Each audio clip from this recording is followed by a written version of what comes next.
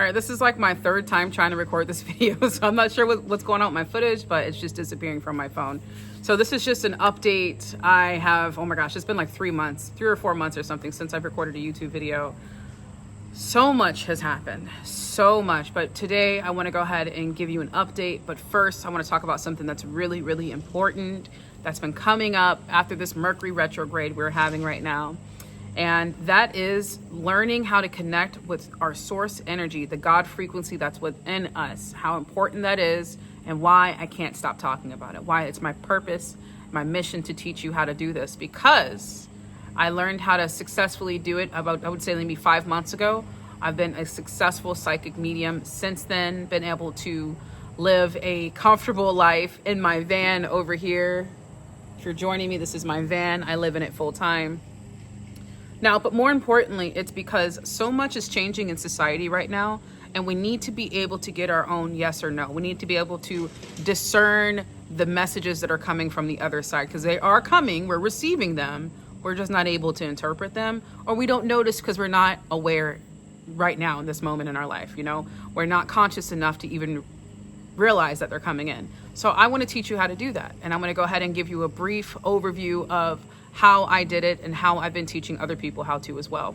So if you're interested, I would hang around, and then I'm going to go ahead and give you an update as to what's going on in my life, because it's been a lot. So there's 3 things. Number one is trusting and realizing that the universe is always providing us with what we need. God is always going to provide us with what we need in that moment, what we need on our spiritual journey, right? Trust is such a hard thing for us to do because we're so used to having so much control over the things that we have to do in our life and all the different, aspects in our life, right? Our relationships, our physical health, our mental health, our careers. We all have control over this since the dawn of time. So to say that there is some sort of source energy out there that has more control than us, I wouldn't even say more control. Let me rephrase that. I would say just as much control as we do. It's a dual partnership, basically. You gotta meet the universe halfway. You can't demand something and then expect the energy to come from nowhere. The energy has to come from you. The vibration has to come from you. But anyways, I'm kind of ranting right now. So we're going off subject a little bit. So the first thing again is trust. In order for us to gain that trust, we have to start with self-love. Now, number 2 is self-love. Self-love, I know it seems like something that's completely irrelevant to this journey, and it's like something that we know is necessary, but we can kind of put it on the shelf and deal with it later because we know it's part of our healing journey, and it's just so separate from our psychic gifts, right? No, it's not separate at all. It's actually the foundation. It's the first thing, I would say, one of the most important things instead. So self-love, meaning that you love each and every single version of yourself that has ever existed. If you follow me, I've said that a million times, and I'm going to keep saying it, because until you really understand that version of you back when you were 16, the version of you when you were 25, when you were 40 years old, however you are now, that version needed to exist to become who you are today and who you will become in the future. So we have to love her or him or them. We have to love them for who they are, right? And with that love and the acceptance comes the trust, right? So technically I probably should have said trust was second, but whatever, we're just going to keep going here. So self-love, and again, there's so much that I could say about it, but I'm going to leave it there for now. Now, number three is an interesting thing, because I think number 3 is what a lot of people get hung up on, right? And that is creating a practice. Now, the practice is important because we are humans, and having a routine is necessary. So what can the practice be, right? What is this practice that I'm referring to? It's simply creating space or holding space for yourself on a daily basis, whether it be 10 minutes to 2 hours, however you want to do it. But time to yourself to be still. And what I say by being still, I mean in mind, not just with body, right? In mind, and then being present. So what does this all mean? What can we do? Are you supposed to sit in a circle with a group of people, or sit cross-legged in the middle of the grass and say Namyo Reikekyo? No, you don't have to do any of that. You don't have to chant. You don't have to do any type of mudras with your fingers. You don't have to do that. If it's not comfortable, if it's great, if it is comfortable, but you don't have to do that. Instead, what you want to do is find something that makes you feel present, whether that be gardening, doing the dishes, walking your dog after a long day of work, whatever that is. What makes you feel present? What makes you feel like your thoughts are flowing through without resistance? What makes you feel that you have the most, what point in your life do you have the most emotions that are coming through without a distraction around you? That's the thing that you're going to do. And it is important that it's a thing that your body is doing because of muscle memory, because this is something that we've known since the dawn of time. In past lives, we've known this. So what we want to do is reawaken that muscle memory of being present by doing a specific thing, an inspired action. And I know what is inspired action. It's exactly what it sounds like. It's an action that you're doing that you were inspired to do, meaning that you waited for it, meaning that you surrendered and you were quiet and you were still and you were present enough to receive the message and the information. So that's what you want to do. So again, three things. We're going to do trust, right? I got ants on my foot. Trust, self-love, and then creating a practice. And this is just 3 of probably, I would say, a couple of more things that each of us individually have to add in order for us to strengthen our psychic abilities, our divine senses is what I like to call them, in order for us to have a stronger connection with source energy, with the God frequency within us, with our higher selves. It's all the same to me. It's all the same because we're all connected. And I just want to add, again, I've been an active psychic medium for about 5 months now. Been doing it my whole life, but not realizing, blah, blah, blah, blah. I'll tell my story another time. But I want to say that all my gifts you have. Everyone has. We're all connected. Literally. All my gifts you have. Meaning, we have them in different frequencies because of our own experiences, because of how we're able to receive messages, because of our theme of consciousness. We have them in different frequencies. So maybe visualizing or having not intuitive dreams, but premonition dreams. Maybe hearing your ears ringing constantly, hearing voices when you're walking through just on your day-to-day, you're hearing someone speaking.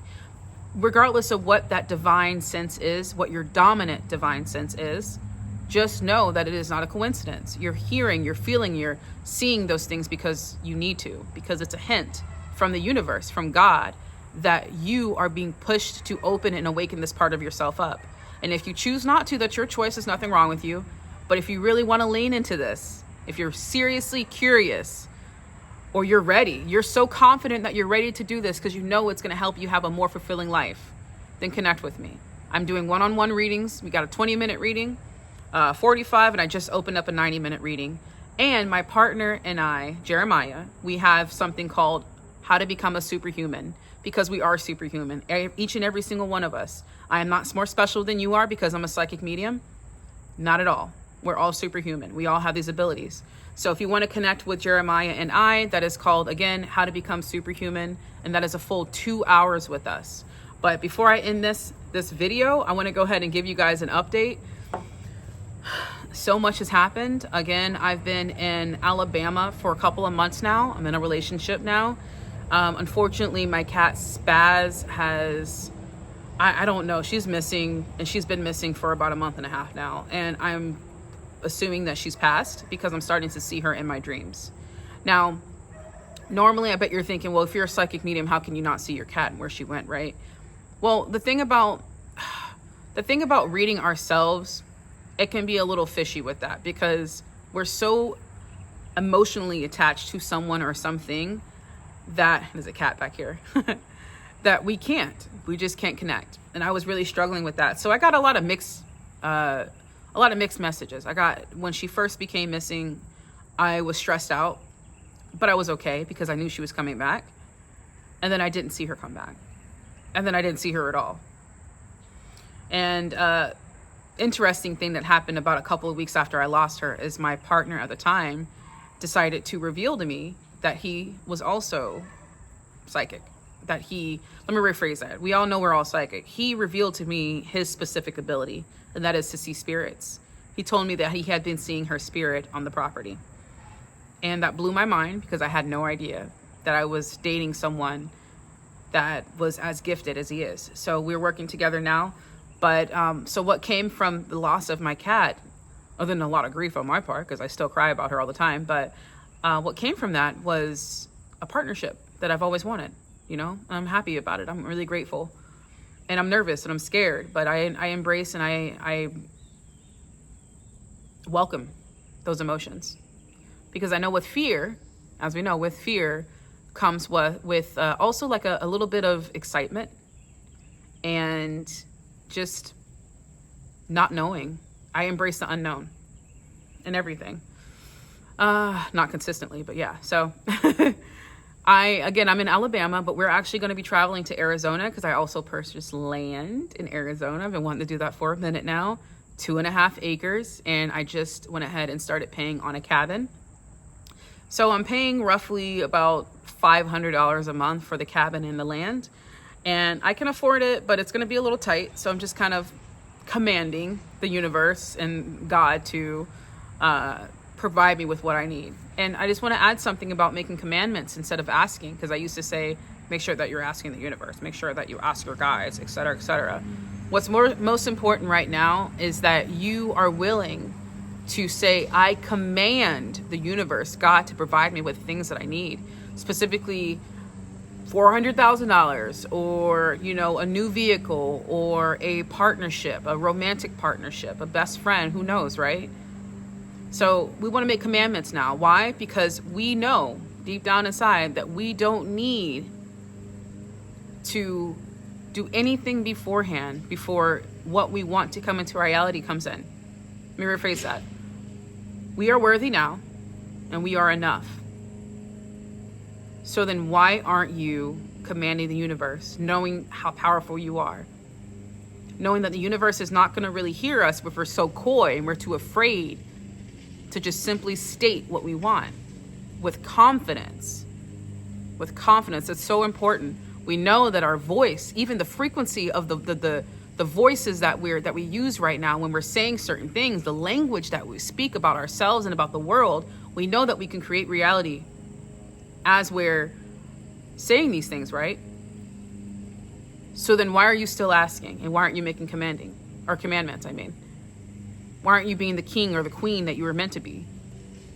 So that's what I've changed. And ever since I started doing that, my life is completely flopped backward. And I don't know what's going on right now. Sometimes I'm just like, I'm so lost. I don't even know. So, but I embrace it again, because there's nothing wrong with the unknown. There's nothing wrong with fear. As long as we're aware of it, as long as we're not making decisions out of it. And we're just embracing the darkness that lies beyond, you know? The void, I guess I would say instead. So anyways, if anything about this video resonated with you, please let me know in the comments. If you want to connect with me one-on-one, get a reading from me, chat with me, join my live on TikTok or something, then just look at the links down in the description. It's going to tell you everything you need to know. I want to say thank you for everyone who has been patient with me, even though have not been consistent. I promise from this point forward, I will be. I just want to say thank you so much. I love you all, and I look forward to the next reading, or the next video, I mean. All right, peace.